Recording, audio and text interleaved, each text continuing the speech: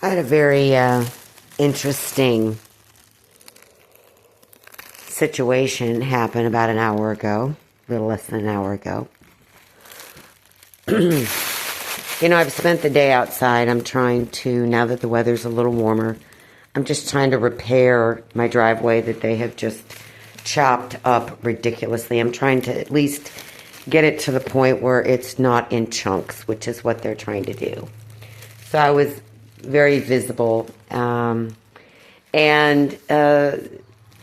there have been several situations where I mentioned I made a video about baiting and setting me up and all this stuff. So I was minding my business and just, working on the driveway, and this gal drives by, stops, backs up, and opens her mouth and says something like, "Did you flip off my mother?" And I'm like, "What? Who are you?" Never seen her before in my life. Then she starts threatening me. She goes, I said, "I don't even know you." She goes, "Well, I know you."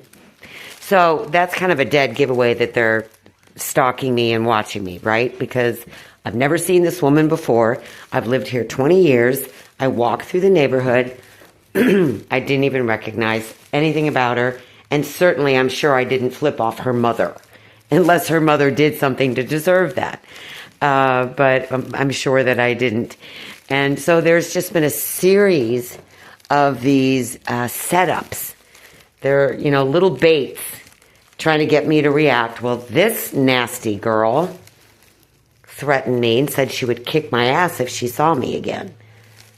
Now, I didn't have my phone with me, okay? Because I've just been minding my business all day, and they've been trying very, very hard to get my attention. So that's a blatant threat.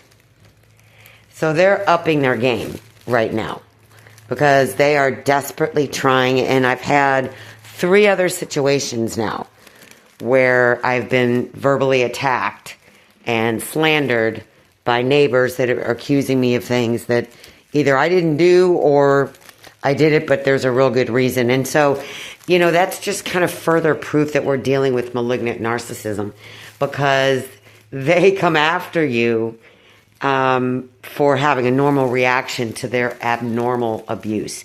And it's all a setup. It's all, how can we make her look like the bad guy? And I have to say that the more this happens, the more I look like the target. And they're clearly not seeing that, because when strangers come up to you that you've never seen before, and I posted a video about some people down the street that when I was walking past their house, I was listening to a video, and she and her son came after me, followed me all the way to my house, and she said she was on the phone with the police. Well, now I realize that that was street theater. They have a whole series of different behaviors that they perform, and at the end of the day, it's about hacking into my brain interface and making up stories about me to make me look like the bad guy, when in reality, she was pretending to be on the phone. I don't think she was on the phone with the police. She was just trying to hack into me, is what she was doing, and trying to make it look like I was doing something wrong. Because if she had been on the phone with the police, they would have showed up. Because that's the kind of abuse that I was getting from this woman I've never met. Never met. Same with today. Never met her before. She threatened to kick my ass. I'm like, who the hell are you? Then I told her to move on. I said, move on. I don't know you. Just keep driving. Go.